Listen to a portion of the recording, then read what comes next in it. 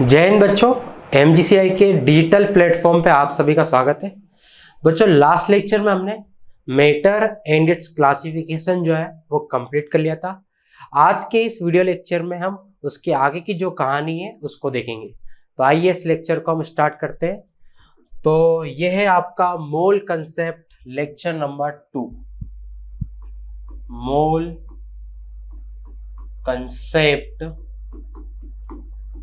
Concept lecture number 2। तो इस video की शुरुआत में हम सबसे पहले एक टेबल बनाएंगे और वो जो टेबल है वो बहुत ही ज्यादा इंपॉर्टेंट है। टेबल जो है वो बहुत ही ज्यादा इंपॉर्टेंट है। वो टेबल आपको डायरेक्ट याद ही करनी पड़ेगी। ऐसा नहीं कि उसमें कोई ट्रिक आपको बता दी और आपने याद कर ली, ऐसा नहीं है। उसमें वो टेबल आपको डायरेक्ट याद ही करनी पड़ेगी और वो टेबल बहुत ज़्यादा इंपॉर्टेंट है। उसको एक दो बार अगर आप लिखोगे तो आपको याद हो जाएगी। ठीक है, तो सबसे पहले हम एक टेबल बनाएंगे और वो जो टेबल है, आप में से हो सकता है कि कुछ बच्चों को याद हो और कुछ को याद नहीं हो। तो जिनको याद है तो बहुत ही अच्छी बात है, लेकिन जिनको याद नहीं है वो इसको लिख लिख के याद करेंगे, क्योंकि ये टेबल हम बहुत जगह पे यूज करेंगे। चलिए देखिए, अब टेबल में सर ऐसा क्या है, बहुत सी सिंपल सी टेबल है। देखिए, फर्स्ट कॉलम में हम लोग लिख रहे हैं एलिमेंट। फर्स्ट कॉलम में क्या लिख दिया भाई? एलिमेंट। तो फर्स्ट कॉलम में हो गया आपका एलिमेंट। फिर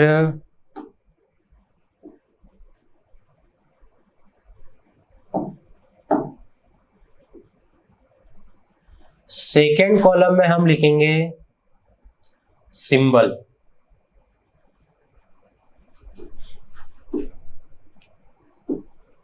सेकेंड कॉलम में क्या लिखेंगे? सिंबल।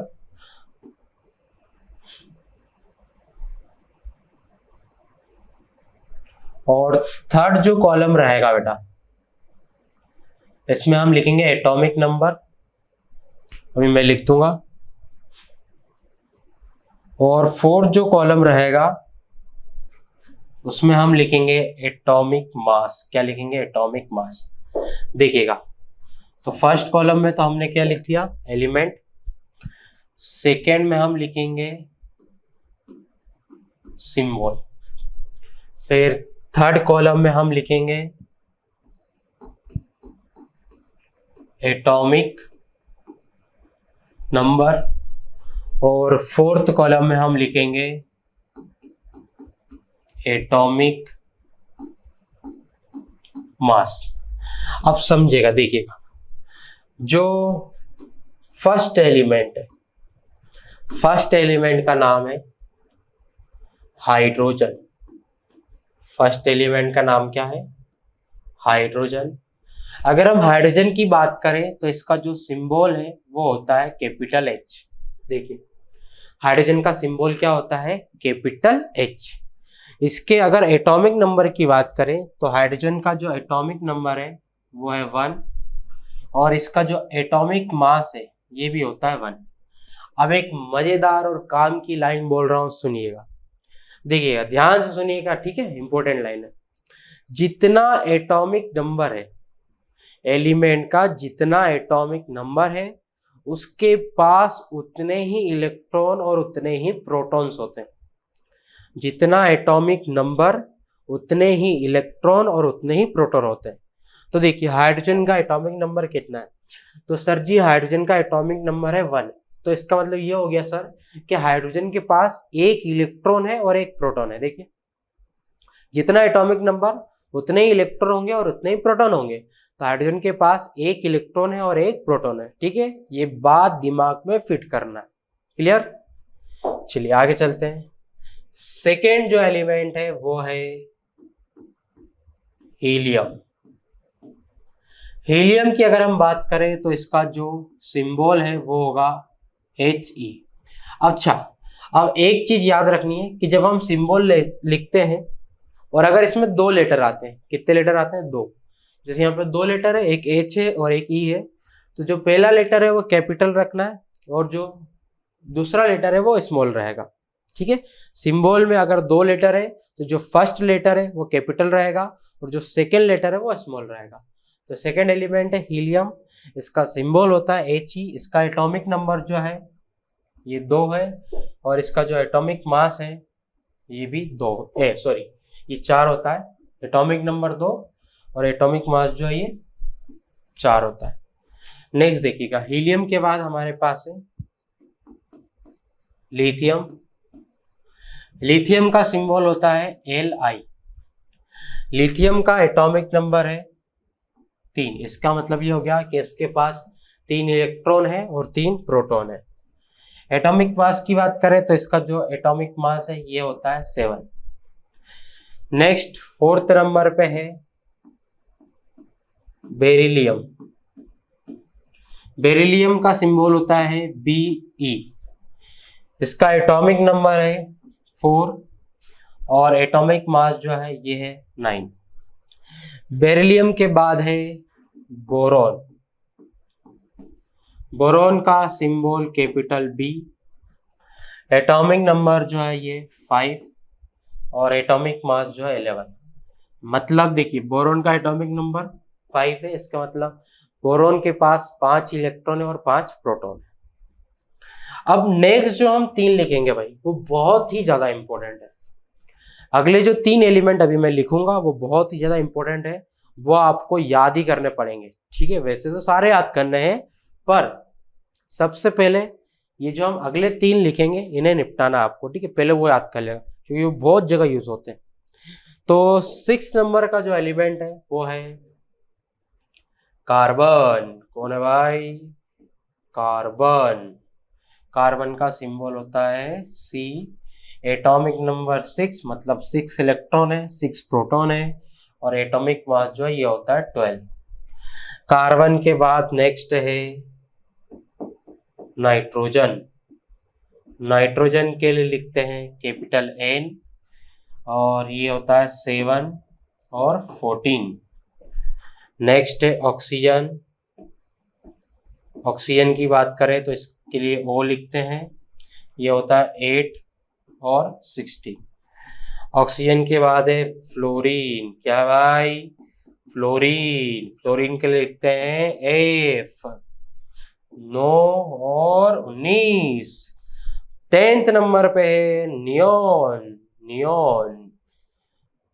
नियोन के लिए लिखते हैं Ne 10 और 20। ठीक है, तो ये स्टार्टिंग के 10 हमने लिख लिए हैं, अगले 10 और लिखेंगे, इन्हें आप देख लीजिए भाई।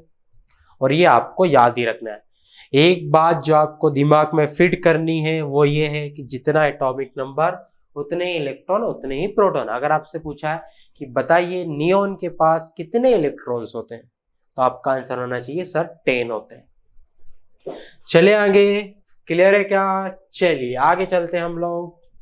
अब अगले जो 10 है उन्हें लिखेंगे।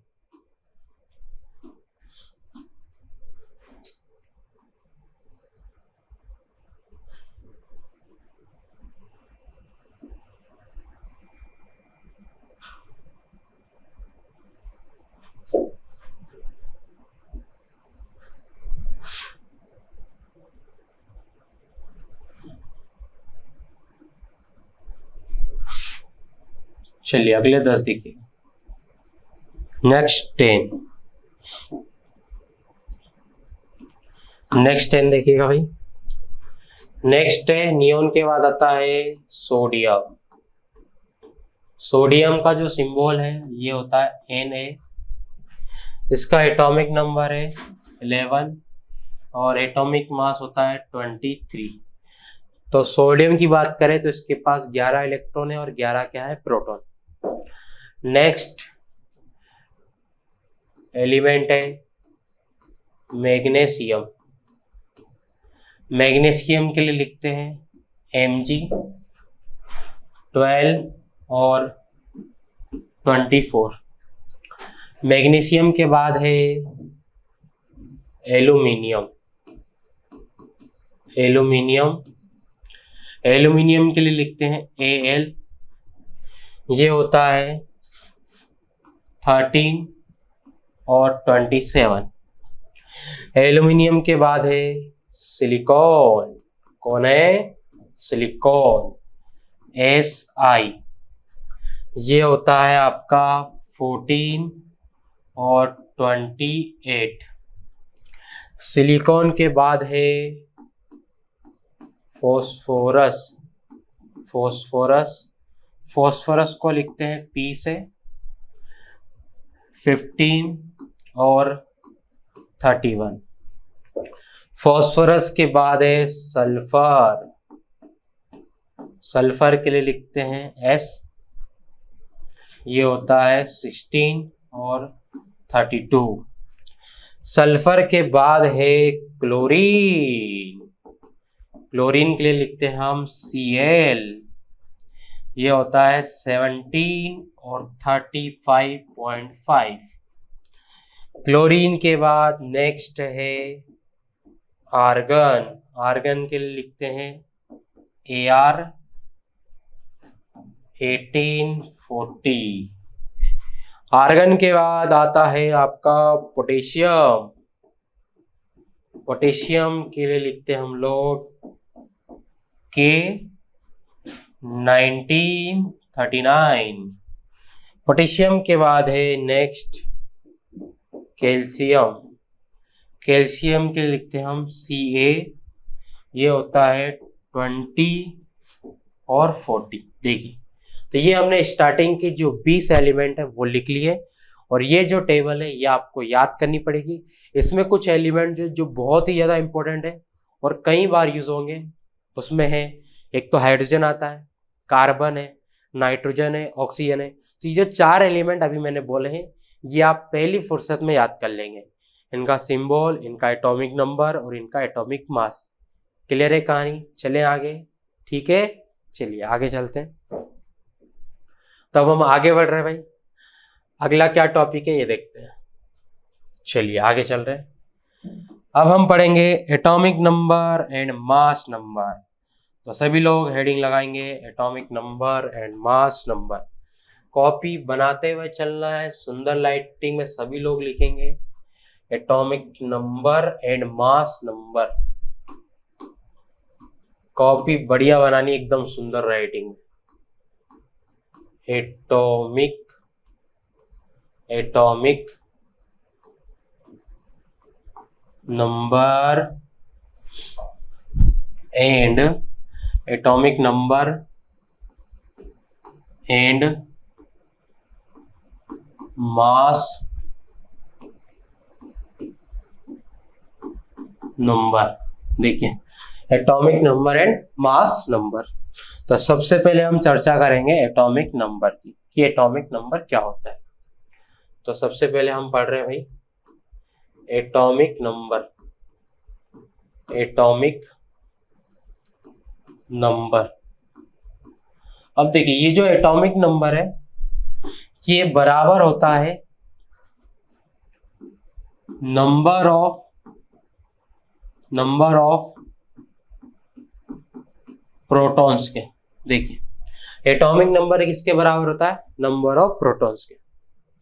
जितना एटॉमिक नंबर उतने ही क्या होंगे? Number of protons. या फिर आप ये बोल सकते हो कि जितने नंबर ऑफ प्रोटॉन्स उतने ही क्या होगा? Atomic number. जैसे मान लो अगर नंबर ऑफ प्रोटॉन्स 6 हैं तो बताइए एटॉमिक नंबर कितना होगा? तो एटॉमिक नंबर भी हो जाएगा 6। अगर नंबर ऑफ प्रोटॉन्स जो है वो 4 है तो जो आपका एटॉमिक नंबर है वो भी हो जाएगा 4। ये क्लियर है? तो atomic number is equal to क्या होता है? Number of protons. अब ध्यान से सुनिएगा, बहुत ही इंपॉर्टेंट बात है। देखिए, जो नंबर ऑफ प्रोटॉन्स है, जो नंबर ऑफ शब्दों का खेल है, मैं क्या बोल रहा हूँ, जो नंबर ऑफ प्रोटॉन्स है वो बराबर होते हैं नंबर ऑफ इलेक्ट्रॉन्स के। देखिए, जो नंबर ऑफ प्रोटॉन्स हैं वो बराबर होते हैं किसके? नंबर ऑफ इलेक्ट्रॉन्स के। लेकिन ये चीज हर बार सत्य नहीं है। Number of protons number of electrons के बराबर होते हैं, ये चीज हर बार सत्य नहीं है। तो सर ये कब सत्य है? ये तभी सत्य है जब एटम न्यूट्रल हो। Number of protons number of electrons के बराबर होते हैं ये तब तक ही सत्य है जब एटम क्या हो, न्यूट्रल। न्यूट्रल एटम का क्या मतलब मैं बता रहा हूं। पहले तो अपन ये लिख देते हैं कि ये कब सत्य है, तो ये तभी सत्य है व्हेन एटम इज न्यूट्रल। देखिए, number of protons number of electrons के बराबर तभी होंगे जब एटम क्या हो, न्यूट्रल। न्यूट्रल एटम का मतलब है जिसपे कोई प्लस माइनस ना हो। एक ऐसा एटम जिसपे कोई प्लस माइनस नहीं होता उसे हम बोलते हैं न्यूट्रल एटम। ठीक है, जैसे मैंने अगर लिख दिया Na, देखिए इस पे कोई प्लस माइनस नहीं है। अगर इस पे कोई प्लस माइनस नहीं है इसका मतलब ये न्यूट्रल है। और अगर ये न्यूट्रल एटम है तो इसमें जितने प्रोटॉन है उतने ही इलेक्ट्रॉन होंगे। अगर ये न्यूट्रल है तो इसमें जितने प्रोटॉन है उतने ही क्या होंगे, इलेक्ट्रॉन होंगे। ये चीज क्लियर है, समझ में आ रही, पल्ले पड़ रही है। अब देखिए, अपन ने सोडियम का एटॉमिक नंबर कितना लिखा है, 11। अगर सोडियम का एटॉमिक नंबर 11 है तो मैंने आपको ये बताया था जितना एटॉमिक नंबर उतने ही प्रोटॉन उतने ही इलेक्ट्रॉन, उतने ही प्रोटॉन होंगे उतने ही क्या होंगे, इलेक्ट्रॉन। तो बताइए ये जो सोडियम है इसके पास कितने इलेक्ट्रॉन और कितने प्रोटॉन। तो इस सोडियम के पास 11 इलेक्ट्रॉन और 11 प्रोटॉन। ये चीज क्लियर है क्या, समझ गए। तो न्यूट्रल एटम कैसे पहचानोगे, न्यूट्रल एटम की पहचान क्या होगी कि उस पर कोई प्लस माइनस नहीं होगा। ठीक है, अगर कोई प्लस माइनस नहीं है तभी क्या होंगे, number of protons is equal to number of electrons. जैसे बताइए अगर मैं लिख दूं Na+, तो बताओ इसमें नंबर ऑफ प्रोटॉन्स और नंबर ऑफ इलेक्ट्रॉन्स क्या सेम होंगे, सोचिए। सर सिंपल सी बात है सर, इस पे आ गया चार्ज। अगर इस पे सर चार्ज आ गया तो इसका मतलब ये न्यूट्रल नहीं है। और अगर ये न्यूट्रल नहीं है तो इसमें इलेक्ट्रॉन्स और प्रोटॉन सेम नहीं होंगे। इसमें इलेक्ट्रॉन्स और प्रोटॉन सेम नहीं होंगे, क्लियर है। जैसे अगर मैं लिखता हूं Cl-, तो बताइए Cl- में इलेक्ट्रॉन और प्रोटॉन सेम होंगे क्या, दिमाग लगाओ। सर सेम नहीं होंगे, इस पे चार्ज है और जिस पे चार्ज होता है उसमें इलेक्ट्रॉन प्रोटॉन सेम नहीं हो सकते। ठीक है, कौन सी ज्यादा होगी कौन सी कम होगी ये तो बात की कहानी है। तो अभी तो क्या समझे, एटॉमिक नंबर बराबर होता है नंबर ऑफ प्रोटॉन्स के, और जो नंबर ऑफ प्रोटॉन्स है ये नंबर ऑफ इलेक्ट्रॉन्स के बराबर होंगे। लेकिन ये तभी सत्य है जब एटम कैसा हो, न्यूट्रल हो। और न्यूट्रल एटम की पहचान ये होती है कि उसपे कोई भी प्लस माइनस नहीं होता। जैसे अगर हमने Na लिखा है तो Na जो है इस पे कोई प्लस माइनस नहीं है, तो ये क्या हो गया भाई, न्यूट्रल। अगर ये न्यूट्रल है तो इसमें इलेक्ट्रॉन और प्रोटॉन क्या होंगे, सेम होंगे। इसके पास 11 इलेक्ट्रॉन और 11 प्रोटॉन है। ठीक है, ये कैसे बोल रहे हैं, ये ऐसे बोल रहे हैं कि एटॉमिक नंबर हमें सोडियम का पता है, लेकिन जैसे Na+ है, अगर Na+ है तो इस पे आ गया चार्ज, और अगर चार्ज आ गया मतलब ये न्यूट्रल नहीं है। अगर न्यूट्रल नहीं है तो इलेक्ट्रॉन और प्रोटॉन जो है वो बराबर नहीं होंगे। ठीक है, चलिए आगे चलते हैं, भाई समझिएगा। अब इसको शॉर्टकट में कैसे लिखते हैं देखिएगा बेटा, इसको शॉर्टकट में लिखते हैं। एटॉमिक नंबर जो है इसको हम रिप्रेजेंट करते हैं Z से। Z is equal to number of protons को लिख दिया P से और नंबर ऑफ इलेक्ट्रॉन्स को लिख दिया E से। तो Z इज इक्वल टू हो गया P is equal to E। ठीक है, ये शॉर्टकट में लिख दिया। अब सेकेंड है मास नंबर, तो सेकेंड है हमारे पास मास नंबर। मास नंबर की बात करें तो mass number is equal to होता है number of protons plus number of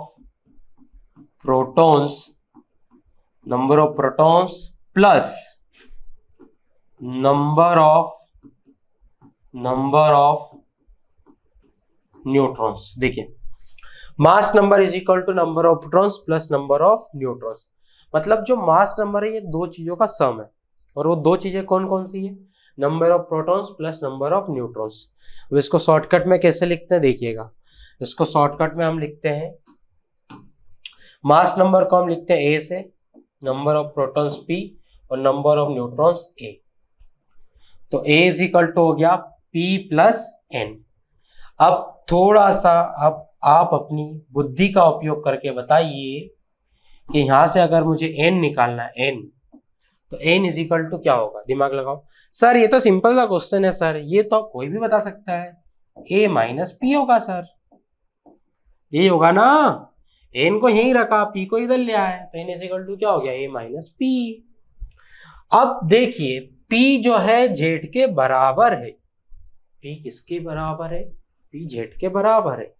तो क्या मैं पी की जगह जेड लिख सकता हूं, देखो पी जेड के बराबर है तो पी की जगह जेड लिख सकते हैं। तो क्या एक फॉर्मूला ये भी बन गया, N is equal to A minus Z.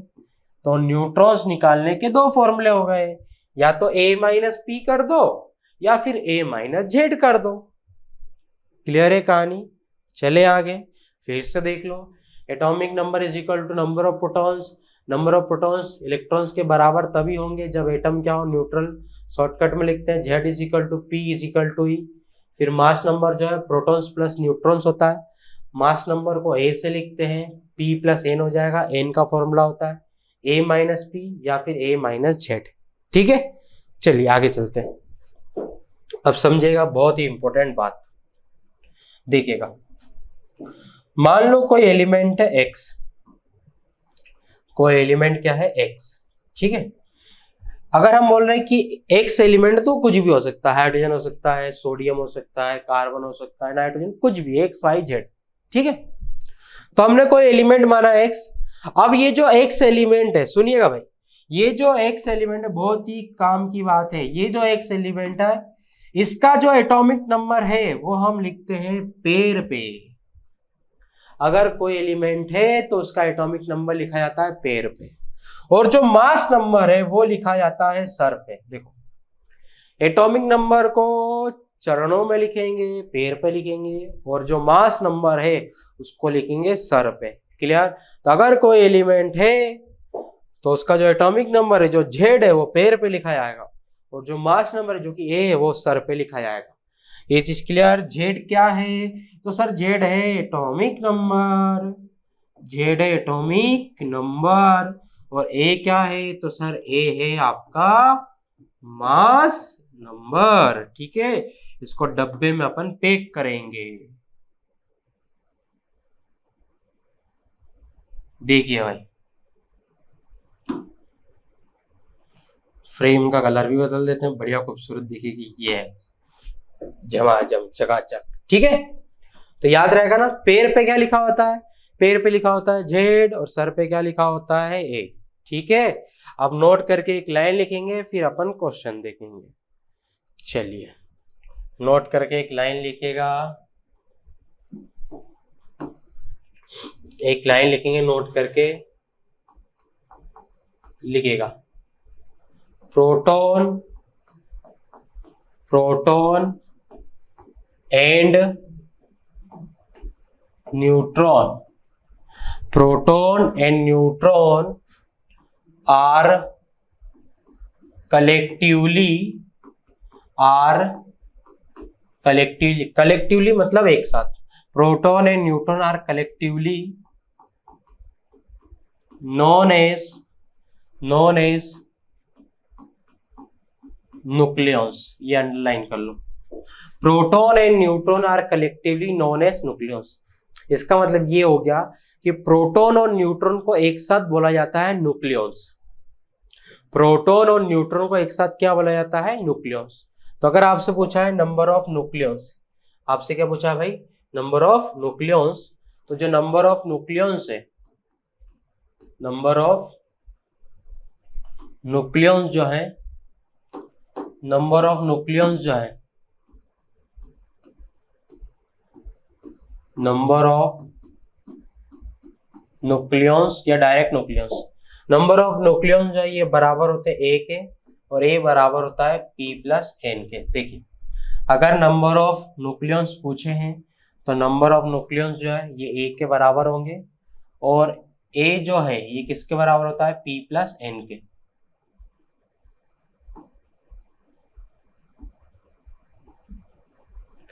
ठीक है, क्लियर है क्या? देखिएगा बेटा, अरे इधर आ जा भाई। चलिए, क्लियर है कहानी? इसको अपन फ्रेम को चेंज कर देते हैं। ठीक है, तो नंबर ऑफ न्यूक्लियॉन्स पूछा है, तो नंबर ऑफ न्यूक्लियॉन्स जो ये ए के बराबर होंगे, और ए इज इक्वल टू क्या होता है, पी प्लस एन। अब क्वेश्चन कैसे बनते हैं इस पर देखते हैं, जो हमने पढ़ा उसको क्वेश्चन बनते कैसे। तो इसमें हम टेबल के फॉर्म में क्वेश्चन को करेंगे। एक कॉलम में लिखा मैंने एलिमेंट, फिर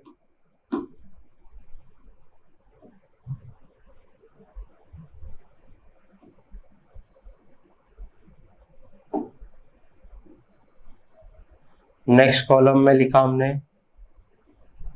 जेड, फिर नेक्स्ट कॉलम में ए,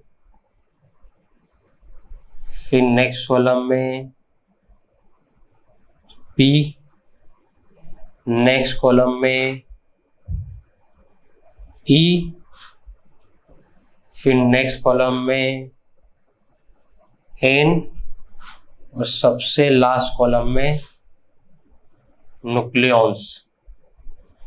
चलिए देखिए, तो सेकंड कॉलम में लिखेंगे जेड, फिर ए, फिर पी, फिर ई, फिर एन, और लास्ट कॉलम में रहेगा न्यूक्लियॉन्स।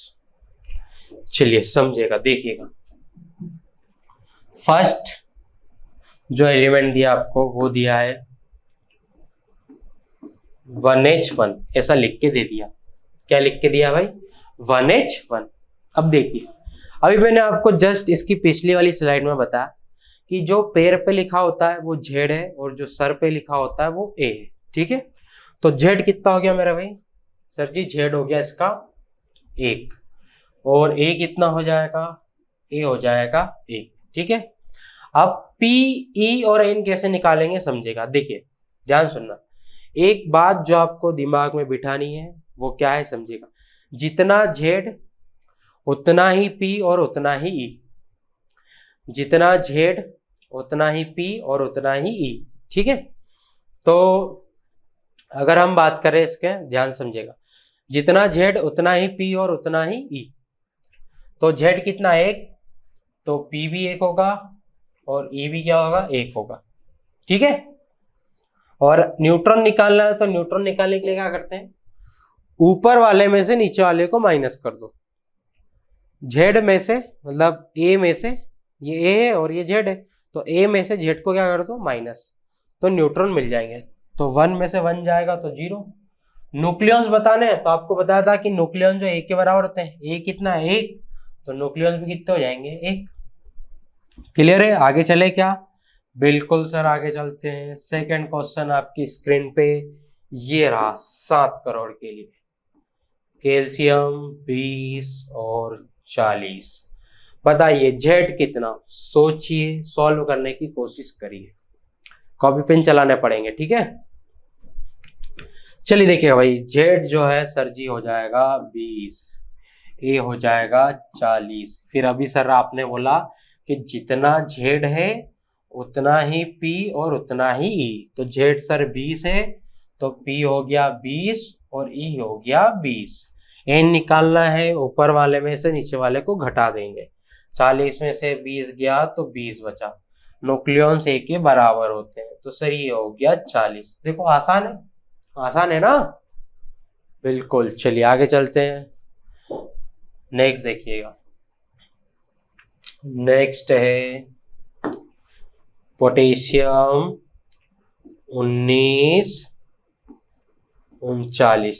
ठीक है, क्या आ गया भाई? पोटेशियम 19 39।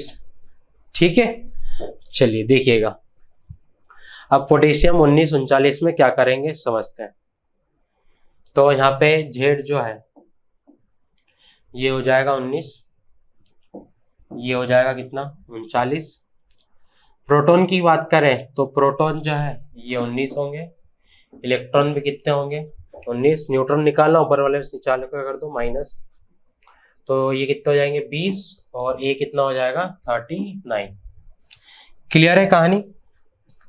नेक्स्ट देखिएगा, नेक्स्ट है यूरेनियम यू 92 238 238, तो ये हो जाएगा 92 238, फिर ये 92 92, ठीक है, न्यूट्रॉन 238 में से 92 जाएगा तो ये हो जाएगा 146, और न्यूक्लियॉन जो है ये कितने हो जाएंगे 238। अच्छा, अभी तक देखिए, अभी तक हमने जितने भी क्वेश्चन करे हैं, सुनिएगा, अभी तक हमने जितने भी क्वेश्चन करे हैं ये सब के सब न्यूट्रल है। देखो सर कैसे बता आपको सर ये न्यूट्रल है, अरे इन पे कोई प्लस माइनस कहाँ है, अगर इन पे कोई प्लस माइनस नहीं है तो ये न्यूट्रल ही तो होंगे, है ना, इन पे कोई प्लस माइनस नहीं है तो ये क्या होगा न्यूट्रल। क्लियर है कहानी। पर अब ध्यान सुनना, प्लस भी हो सकता है और माइनस भी हो सकता है, दोनों हो सकते हैं ना भाई, तो आप समझना है ना इंपॉर्टेंट बात। देखो यदि प्लस माइनस आता है, क्या आता है प्लस माइनस आता है, तो यदि प्लस माइनस आता है तो ये सारी चीजें सेम रहेंगी केवल एक को छोड़कर। अगर प्लस माइनस आता है तो सारी चीजें सेम रहेंगी केवल एक को छोड़कर, और वो है नंबर ऑफ इलेक्ट्रॉन्स। वो क्या है नंबर ऑफ इलेक्ट्रॉन्स। तो प्लस माइनस आएगा तो नंबर ऑफ इलेक्ट्रॉन्स चेंज होंगे, बाकी सारी चीजें सेम रहेंगी। समझ में आई लाइन, फिर से समझिएगा। देखिए अभी तक हमने जितने भी क्वेश्चन कर रहे हैं ये सब न्यूट्रल है, क्योंकि किसी पे प्लस और किसी पे माइनस नहीं है। लेकिन प्लस माइनस आएगा तो सारी चीजें सेम रहेंगी, लेकिन जो number of number of electrons जो है वो चेंज हो जाएंगे। क्या चेंज होगा नंबर ऑफ इलेक्ट्रॉन्स, ठीक है। तो प्लस माइनस आने से क्या चेंज होता है नंबर ऑफ इलेक्ट्रॉन्स चेंज होते हैं, बाकी सारी जो चीजें हैं वो सेम रहेंगी। देखिएगा कैसे करेंगे इसको सॉल्व, ठीक है। नेक्स्ट देखिएगा,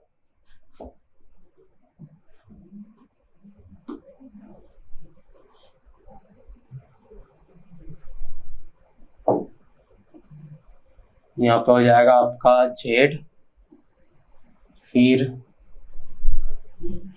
ए पी ई एन और लास्ट में नंबर ऑफ न्यूक्लियस। चलिए समझना है ना। देखो पहले तो एक न्यूट्रल वाला ले लेते हैं, सोडियम 11 और 23, ठीक है। यहाँ पे ये हो जाएगा जेड कितना हो जाएगा 11, ए हो जाएगा 23, जितना जेड उतना ही पी और उतना ही, तो ये भी 11 ये भी 11। न्यूट्रॉन निकालने ऊपर वाले से नीचे वाले को माइनस कर दो तो ये हो जाएगा 12, और न्यूक्लियस कितने हो जाएंगे, न्यूक्लियस जो है ये हो जाएंगे आपके पास 23, ठीक है। लेकिन अब ध्यान समझना, अब जो है प्लस माइनस की एंट्री होगी। मैंने लिख दिया एन है, इसके ऊपर लिख दिया प्लस 11 और 23, ठीक है। देखो क्लियर है कहानी। अब चूंकि प्लस माइनस की एंट्री हो गई है तो प्लस माइनस के आने से नंबर ऑफ इलेक्ट्रॉन्स चेंज होंगे, बाकी सारी चीजें सेम रहेंगी, ठीक है। तो बाकी सारी चीजें सेम है तो पहले लिख दो, जेड कितना हो जाएगा 11, ए कितना हो जाएगा 23, फिर पी की बात करें तो पी कितना हो जाएगा 11। इलेक्ट्रॉन्स चेंज होंगे तो अभी क्या चेंज होगा वह भी लिखेंगे। पहले देखो एन कितना हो जाएगा, एन हो जाएगा 12 और ए कितना हो जाएगा 23। ये चीज क्लियर है। अब ध्यान से सुनना, देखो ये न्यूट्रल नहीं है, ये न्यूट्रल नहीं है। सोचो अगर ये थोड़ी देर के लिए सोचते कि इस पे ये प्लस नहीं है, अगर इस पे ये प्लस नहीं है तो बताओ कितने इलेक्ट्रॉन होंगे, सोचो दिमाग लगाओ। सर ऊपर लिखा है सर 11 इलेक्ट्रॉन होंगे, 11 इलेक्ट्रॉन होंगे, लेकिन एक प्लस है, ध्यान सुना, जितना प्लस है उतने इलेक्ट्रॉन चले जाते हैं, जितना प्लस है उतने इलेक्ट्रॉन चले जाते हैं, और जितना माइनस है उतने इलेक्ट्रॉन आ जाते हैं। उल्टा सोचना, जितना प्लस रहता है मतलब उतने इलेक्ट्रॉन चले जाते हैं, और जितना माइनस है मतलब उतने इलेक्ट्रॉन आ जाते हैं। अगर ये प्लस नहीं था, अगर ये प्लस नहीं था तो सोडियम के पास कितने इलेक्ट्रॉन थे 11 थे, पर चूंकि एक प्लस है तो एक इलेक्ट्रॉन चले गया।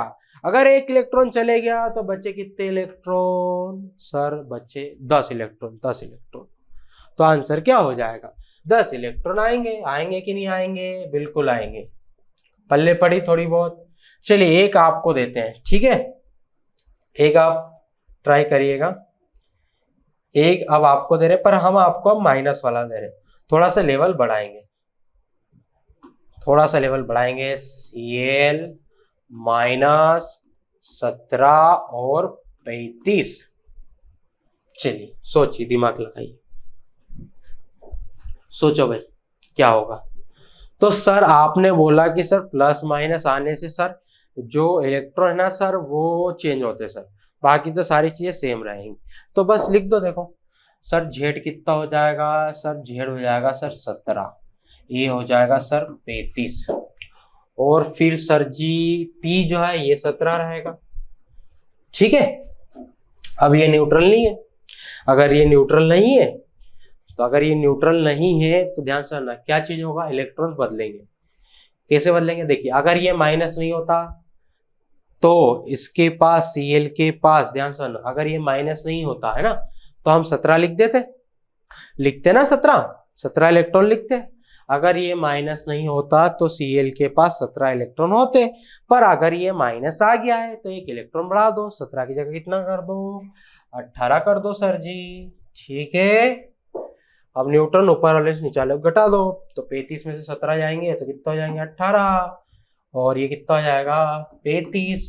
पल्ले पड़ी क्या थोड़ी बहुत भाई, ठीक है, क्लियर है। बड़े आगे क्या देख लो यहां तक। एक क्वेश्चन मैं आपको दे रहा हूं, क्वेश्चन है आपकी स्क्रीन पे, नंबर ऑफ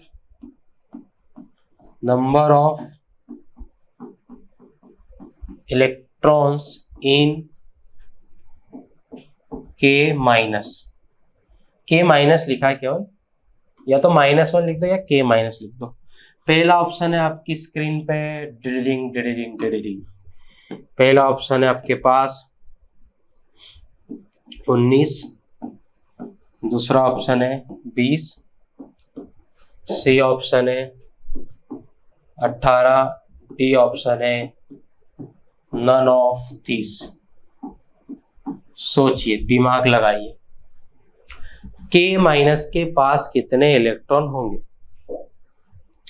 K माइनस के पास कितने इलेक्ट्रॉन होंगे? सोचिए, दिमाग लगाइए, क्या इसका आंसर होना चाहिए? देखिए भाई समझिएगा, हमने आपको यह बताया था कि जो पोटेशियम है, पोटेशियम का एटॉमिक नंबर होता है कितना? 19, मतलब इसके पास 19 इलेक्ट्रॉन है और 19 क्या है? प्रोटॉन। इलेक्ट्रॉन प्रोटॉन तभी सेम होते हैं जब न्यूट्रल। अब देखिए, ये जो मैंने आपको क्वेश्चन दिया इसमें क्या ये न्यूट्रल है? तो ये न्यूट्रल नहीं है। अगर ये न्यूट्रल नहीं है तो इसका मतलब ये हो गया कि इसमें इलेक्ट्रॉन और प्रोटॉन तो सर बराबर नहीं होंगे, ये तो कंफर्म है। सर अगर ये माइनस नहीं होता सर, तो ये तो कंफर्म था कि पोटेशियम के पास 19 इलेक्ट्रॉन होते हैं। अगर ये माइनस नहीं होता तो पोटेशियम के पास कितने इलेक्ट्रॉन होते? 19। पर अगर एक माइनस आ गया है तो सर एक इलेक्ट्रॉन बढ़ गया है, तो 19 से हो जाएगा सर 20। तो इसका सही आंसर है 20। क्लियर है क्या कहानी? चले आगे भाई, क्लियर कहानी। तो क्या क्या याद रखना है? तो ये याद रखना है कि अगर न्यूट्रल है तो प्रोटॉन्स और इलेक्ट्रॉन्स बराबर होते हैं। अगर प्लस माइनस आ गया तो प्रोटॉन्स और इलेक्ट्रॉन्स बराबर नहीं होंगे। अंतर केवल किस में आएगा? अंतर आएगा नंबर ऑफ इलेक्ट्रॉन्स में। क्लियर कहानी? चलते हैं आगे, चलिए आगे बढ़ते हैं। अब हेडिंग लगाएंगे आप लोग आइसो सीरीज। चलिए हेडिंग लाएंगे आइसो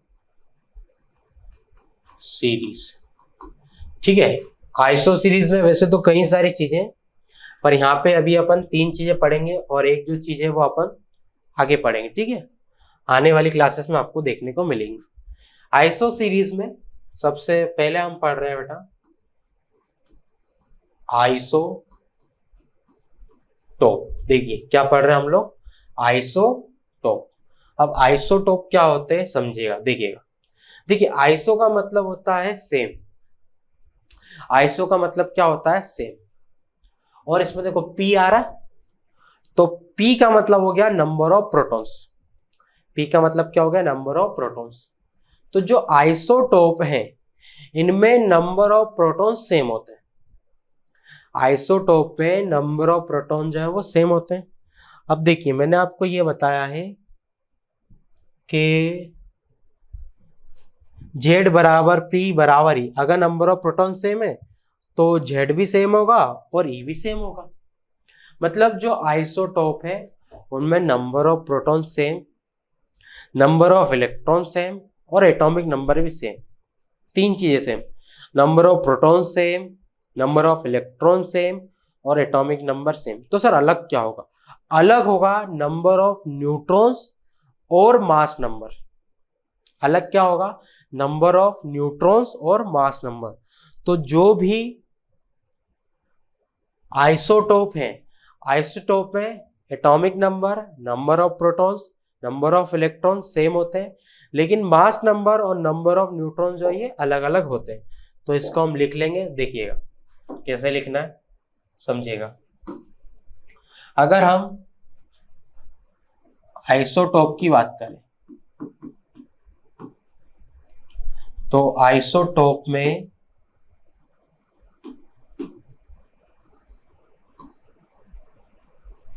समझिएगा, है ना,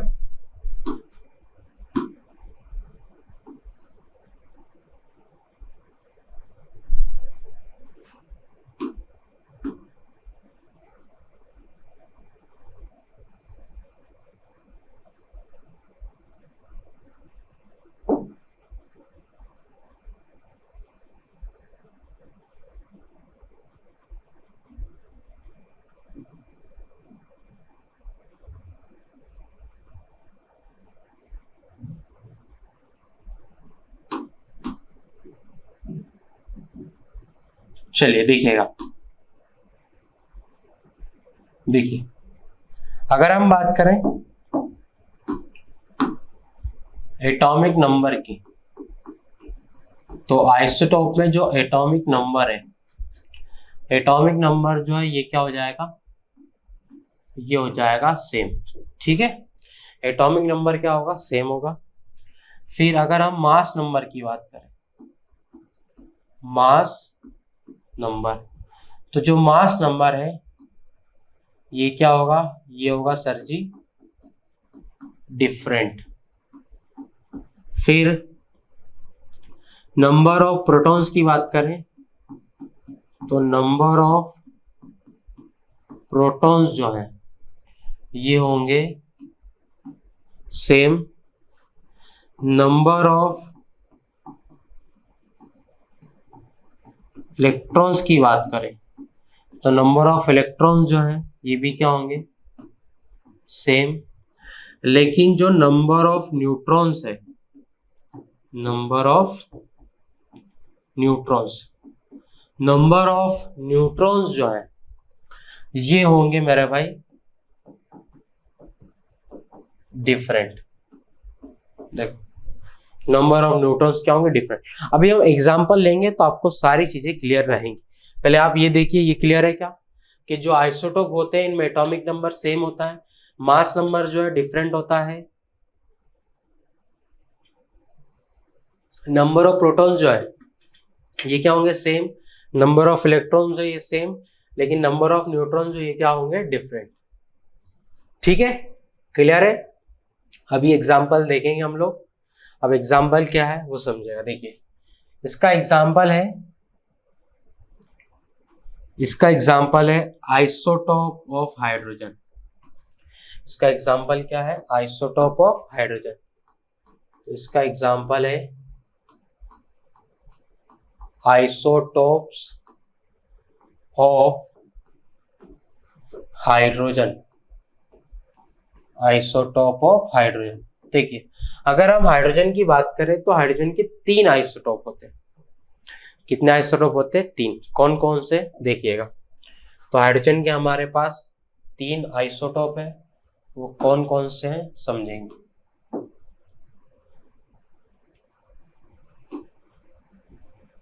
देखिए फर्स्ट जो है वो होता है 1H1, ठीक है। सेकेंड होता है 1H2 और थर्ड है 1H3।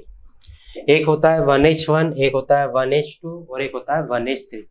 अब ये जो 1H1 है इसको हम सिंपल H से लिखते हैं, इसी का नाम है हाइड्रोजन, या फिर इसी को हम बोलते हैं प्रोटियम। क्या बोलते हैं? प्रोटियम। तो अगर प्रोटियम बोला तो हम समझ जाएंगे 1H1 की बात हो रही। ये जो 1H2 है इसको हम लिखते हैं D से, D मतलब 1H2 और इसका नाम है ड्यूटेरियम। फिर 1H3 को लिखते हैं T से, ट्राइटियम या ट्रिटियम, ठीक है। तो 1H1, 1H2, 1H3 ये हाइड्रोजन के 3 आइसोटोप है। ये क्या है? हाइड्रोजन के 3 आइसोटोप। सर आपको कैसे पता है सर ये आइसोटोप है? अरे भाई अभी तो लिखा है, देखो इनका एटॉमिक नंबर सेम दिख रहा है। एटॉमिक नंबर सेम है ना, लेकिन मास नंबर क्या है? अलग अलग है, तो आइसोटोप हो गई है। अब इसमें अपन सारी चीजें निकाल के देख लेते हैं कि जो अपन ने लिखा वो सही साबित हो भी रहा है कि नहीं हो रहा है। ZAPE और N। चलिए अगर हम Z लिखें सबका, तो सबका Z जो है ये 1 1 होगा। फिर A की बात करें तो A 1, इधर फिर 2 और ये हो जाएगा 3। प्रोटॉन जो है जितना Z उतने ही प्रोटॉन। इलेक्ट्रॉन जो है 1 1 1, न्यूट्रॉन 0 1 2। देखिए तो जो पिछली स्लाइड में हमने लिखा है वो यहाँ पे सब फिट बैठ रहा है। कैसे? Atomic number same, mass number अलग, number of proton same, number of electron same, लेकिन नंबर ऑफ न्यूट्रॉन जो है वो अलग अलग है। ये चीज क्लियर? तो आइसोटोप क्लियर है क्या आपको? ठीक है। अब नोट करके मैं कुछ पॉइंट लिखवा रहा हूं आपको, देखिए। पहला नोट करके, पहला पॉइंट है ये जो 1H2 है इज नोन एज, ड्यूटेरियम तो बोलती हैं इसको, 1H2 is known as heavy hydrogen. देखो 1H2 को ही क्या बोलते हैं? Heavy hydrogen. तो अगर आपसे पूछा हेवी हाइड्रोजन का एटॉमिक नंबर बताओ, तो हेवी हाइड्रोजन का एटॉमिक नंबर कितना? 1 होगा। और इसका मास नंबर कितना? तो इसका मास होगा 2। क्लियर है क्या? फिर सेकेंड है isotope, isotope have same chemical, have same chemical properties, have same chemical properties, but different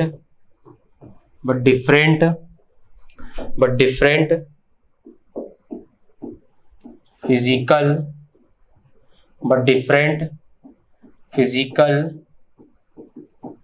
properties. देखिए जो आइसोटोप्स है उनकी केमिकल प्रॉपर्टीज जो है वो क्या होती है? सेम होती है, लेकिन जो फिजिकल प्रॉपर्टीज है वो क्या होती है? डिफरेंट होती है। क्लियर है? ठीक है। तो ये आइसोटोप से रिलेटेड सारी चीजें हमने पढ़ ली है। चलिए आगे चलते हैं। अब सेकेंड अपन पढ़ेंगे आइसोबार। हेडिंग लगाएंगे आइसोबार। अब आइसोबार जो है ये उल्टा होता है किसका? ये उल्टा होता है आपका आइसोटोप का। जो आइसोबार है, ठीक है, 20 हो जाएगा भार। इसका मतलब ये हो गया कि इनमें जो मास नंबर है वो सेम होगा। आइसो मतलब सेम, 20 हो गया भार, मतलब जो मास नंबर है वो सेम होगा और जो एटॉमिक नंबर है वो डिफरेंट होगा। तो आइसोबार में मास नंबर क्या होता है? सेम होता है, और जो एटॉमिक नंबर है वो डिफरेंट होता है। तो इसमें भी हम लिख लेंगे, देखिएगा आइसोबार। अगर हम आइसोबार की बात करें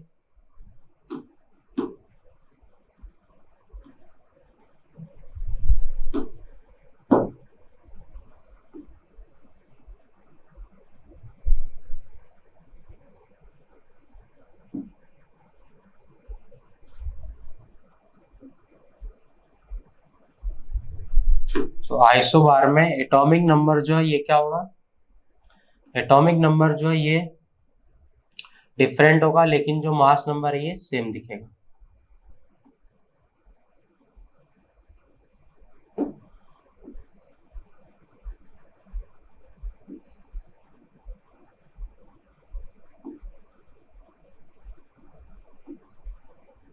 अभी लिखते हैं ना बेटा, चलिए देखिएगा। तो इसमें क्या होगा, अगर हम बात करें एटॉमिक नंबर की, एटॉमिक नंबर जो ये क्या होगा, डिफरेंट होगा। अगर हम मास नंबर की बात करें, मास नंबर जो है ये क्या होगा, सेम होगा। नंबर ऑफ प्रोटॉन्स की बात करें, सिंपल सी बात है, एटॉमिक नंबर डिफरेंट है तो नंबर ऑफ प्रोटॉन्स भी क्या हो जाएंगे, डिफरेंट हो जाएंगे। और नंबर ऑफ इलेक्ट्रॉन्स की बात करें तो ये भी क्या हो जाएगा, डिफरेंट। अब बच्चे जब जब मैं ऑफलाइन में पूछता हूं तो इसका आंसर गड़बड़ देते हैं, देखते हैं आप सही दे पाते हो कि नहीं। अगर मैं आपसे पूछूं कि आइसोबार में नंबर ऑफ न्यूट्रॉन्स क्या होंगे, सोचिए, दिमाग लगाइए। तो बच्चे फटाक से आंसर देते हैं, sir number of neutron same होंगे। आइसोबार में बच्चे क्या बोलते हैं बता, सर नंबर ऑफ न्यूट्रॉन जो है वो सेम होंगे। पर दादा मेरे ऐसा होता ही नहीं है, ऐसा नहीं होता। नंबर ऑफ न्यूट्रॉन्स जो हैं ये डिफरेंट होते हैं। अभी जब हम एग्जांपल लेंगे तो आपको समझ में आएगा, ठीक है। तो आइसोबार में मास नंबर सेम है, बाकी atomic number, number of protons, number of electron, number of neutron ये डिफरेंट होंगे, ठीक है। चलिए एग्जांपल लेंगे तो समझ में आएगा, देखिएगा एग्जांपल देखिएगा इसका। एग्जाम्पल लिखा मैंने, आर्गन 18, 40 और कैल्शियम 20, 40। इसमें जेड, ए, पी, ई और एन, चलिए सारी चीजें निकाल लेते हैं। देखिएगा दोनों का जेड की बात करें तो ये हो गया 18, ये हो गया 20। ए जो है ये 40 और इधर भी 40। पी कितना होगा, इधर 18 हो जाएगा, इधर कितना हो जाएगा 20, इधर ई 18, इधर 20। एन निकालना, ऊपर वाले से नीचे वाले घटा दो तो ये कितना हो जाएगा 22 और इधर कितना हो जाएगा 20। देखो तो मास नंबर सेम है, एटॉमिक नंबर अलग अलग है, प्रोटॉन्स भी अलग है, इलेक्ट्रॉन्स भी अलग है और न्यूट्रॉन्स भी अलग है। ये चीज क्लियर। तो ये कहानी किसकी थी, आइसोबार की। अब इसमें भी नोट करके हम एक लाइन लिखेंगे, लिखिएगा नोट करके, इन isobar both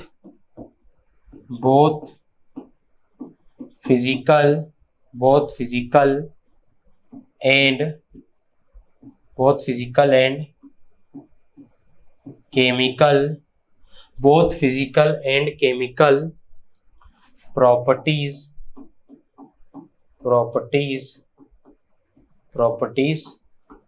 are in isobar, both physical and chemical properties are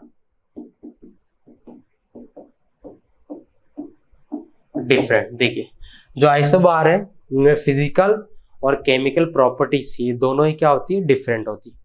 तो ये आइसोटोप और आइसोबार हो गया। एक लास्ट चीज देखेंगे इसमें, आइसोटोन्स। देखिएगा नेक्स्ट हेडिंग है आइसोटोन्स। देखिए आइसो का मतलब तो हो गया सेम और एन से हो गया नंबर ऑफ न्यूट्रॉन्स। तो जो आइसोटोन्स है इनमें नंबर ऑफ न्यूट्रॉन सेम होंगे। आइसोटोन्स में नंबर ऑफ न्यूट्रॉन्स क्या होंगे, सेम। तो इसमें लिखिएगा एलिमेंट हैविंग